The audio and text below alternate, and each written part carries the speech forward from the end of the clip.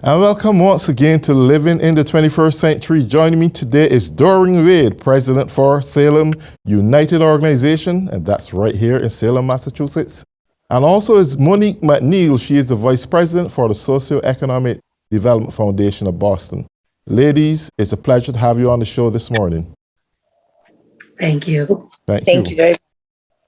So, Doreen, I'm a person who well-versed in Caribbean history, not too much of the American history per se, but in this case, it's so unique that I guess I'm not the only one. There are many Americans, old and young, who doesn't really know anything much about or masking the hidden history of Black voting system.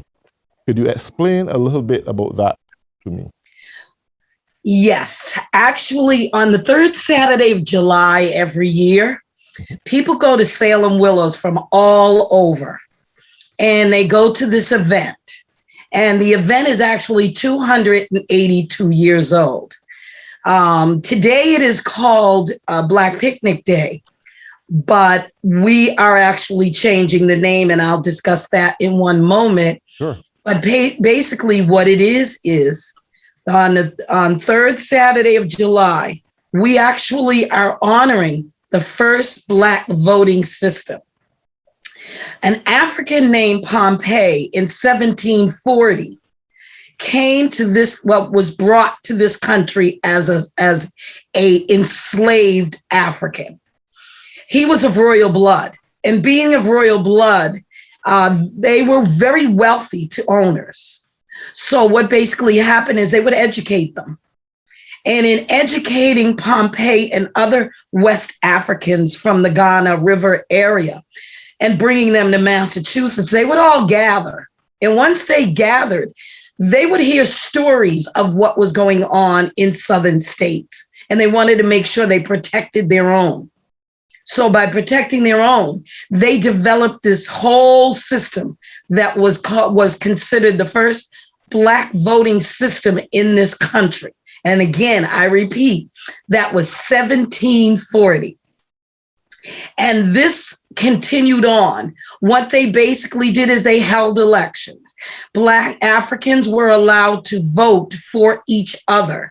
And in voting for each other, they actually elected Pompey. So Pompey was the first one to be considered either a Black king or a Black governor. Most of them, being of royal blood, wanted to be called kings, but some wanted to take on the American white voting system, so they called themselves governors. So this whole system was called Negro Election Day.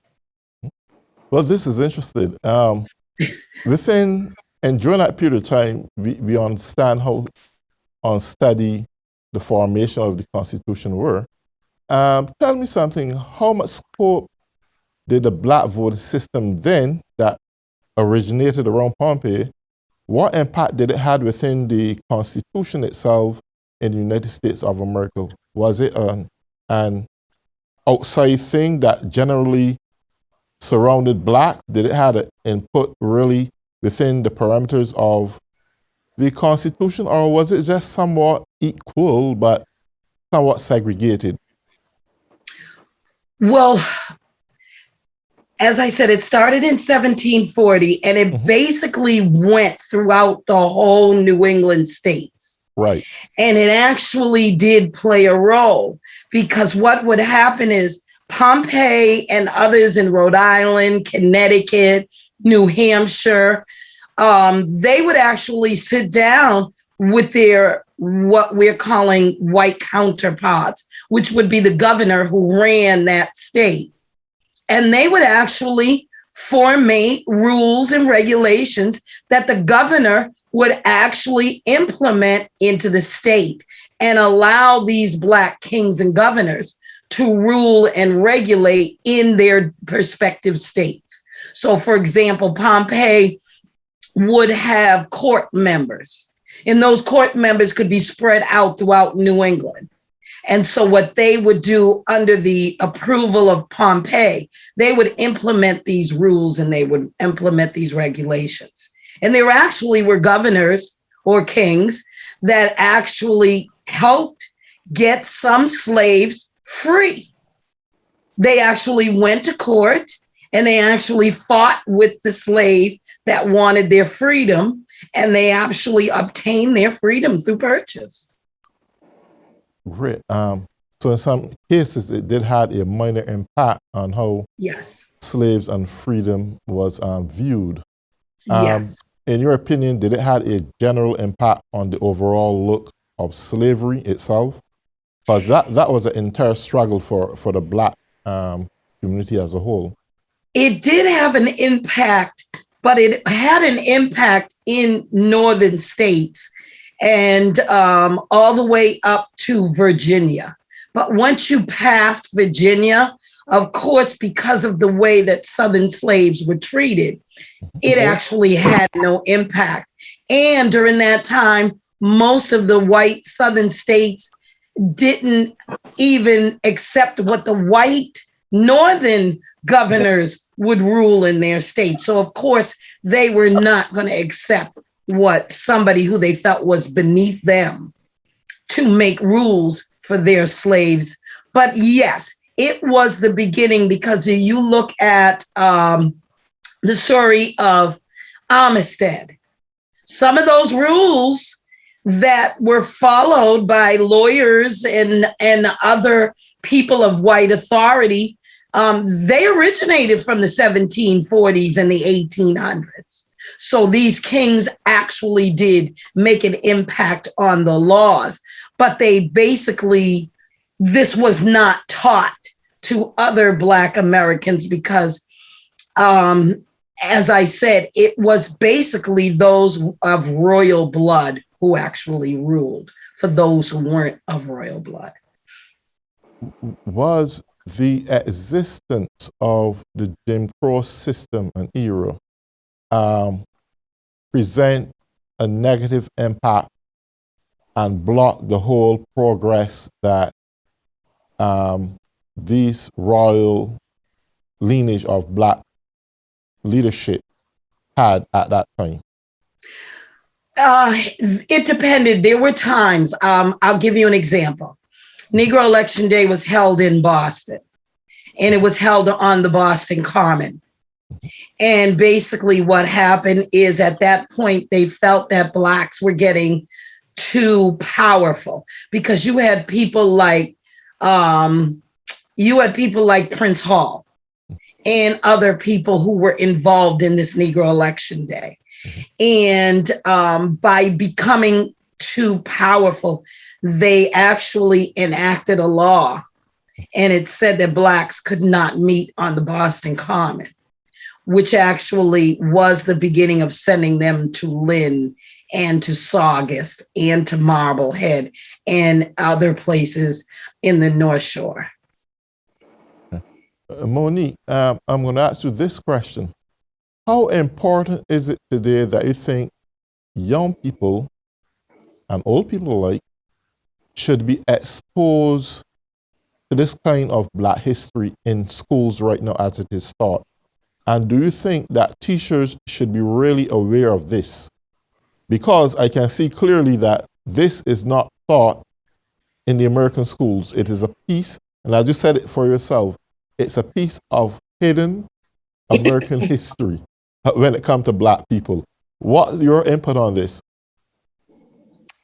Oh, wow. Such a powerful question, and such an important question. The answer would be absolutely yes, that this history should definitely be taught in the schools. It's all about re-educating the educated, because not everyone knows about this history. And it's such a powerful, empowering history that should be shared and exposed. And it's about taking away, we talk about removing of suppression. This would be, if we kept this silent, if we kept this from our schools, if we kept this from our communities and from everyone throughout this country, it would be another form of suppression. And that's what this has been for the past 284 years of the unacknowledgement or the unacceptance or the unrecognition of such a powerful movement that was happening since 1740. And you imagine at that time that slavery was still very rampant.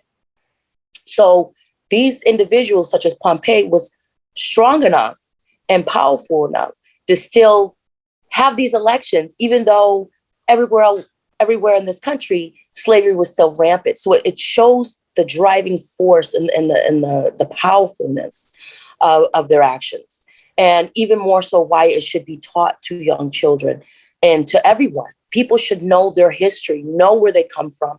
And absolutely, you're right, Errol. And when it comes to education and when it comes to academics and learning, I asked my daughter, when I talk about US history, is Black history even mentioned? And she looked at me very confused because it is not mentioned, as if we're not a part of that history.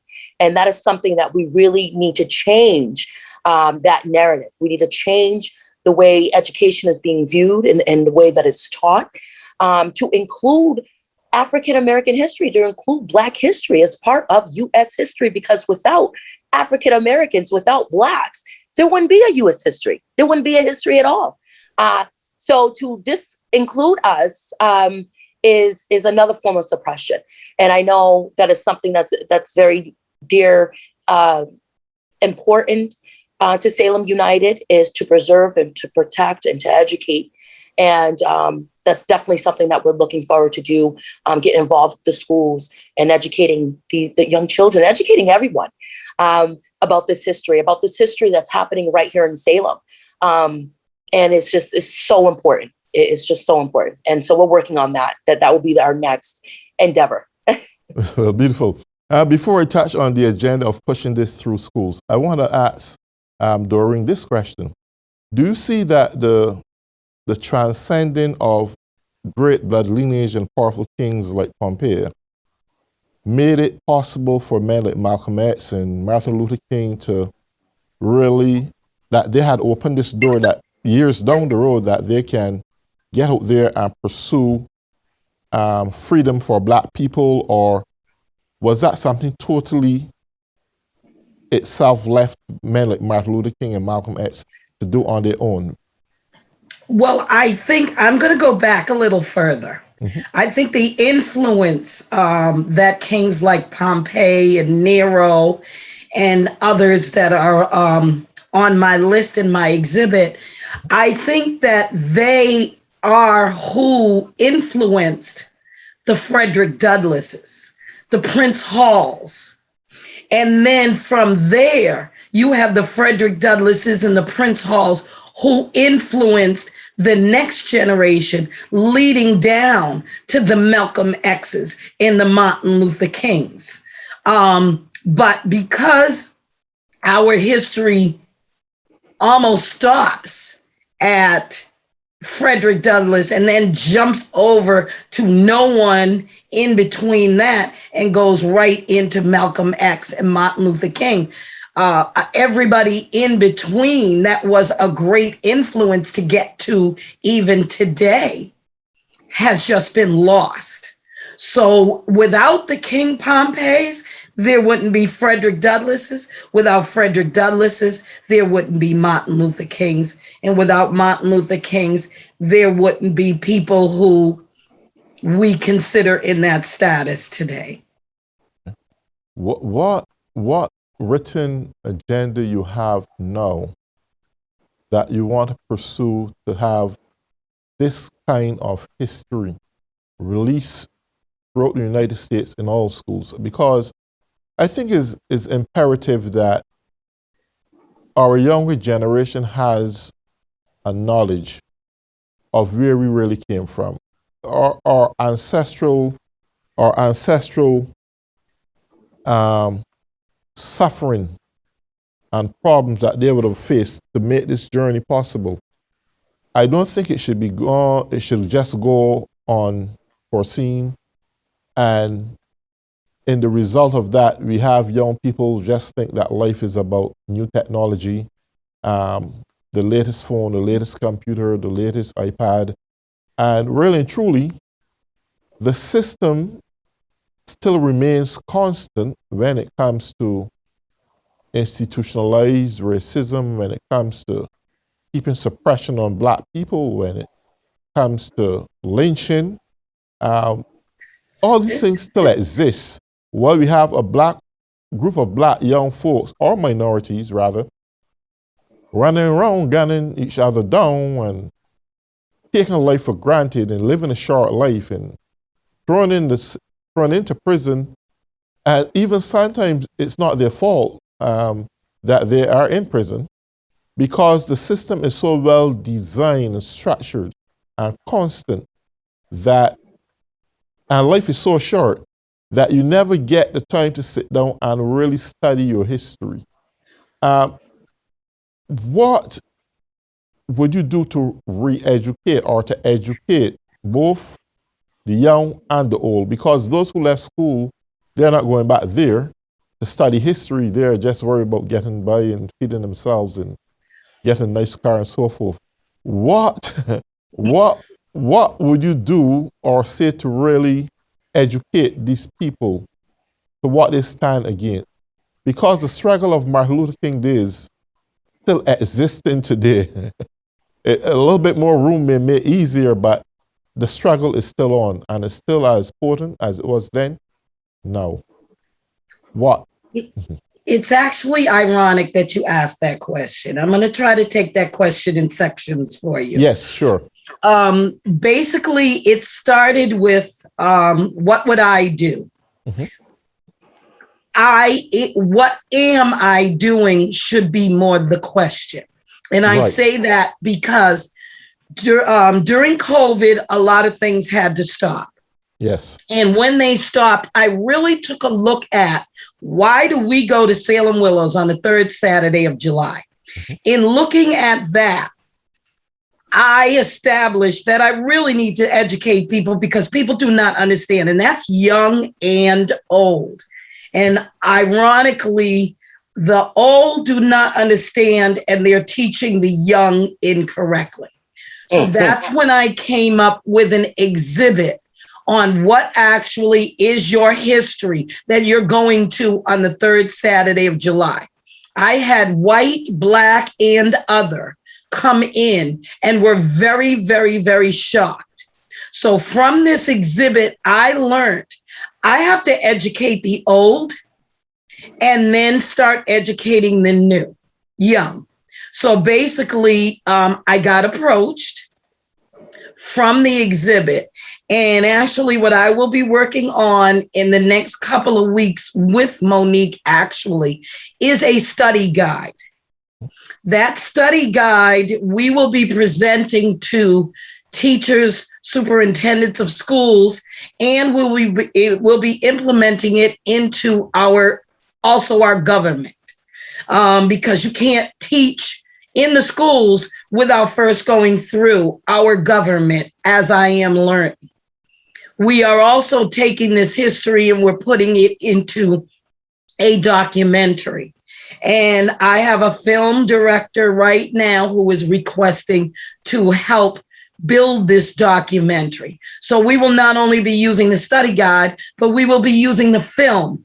And then we also have a program, Monique and I, that we're trying to start.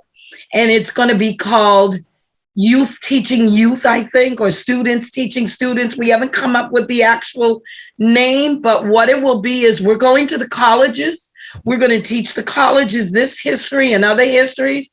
And then what we are basically going to be doing is we're going to have those college students teach the high school. From the high school, the students, they'll teach the grammar school. And so now you not only have the teachers teaching, but you have the students teaching each other.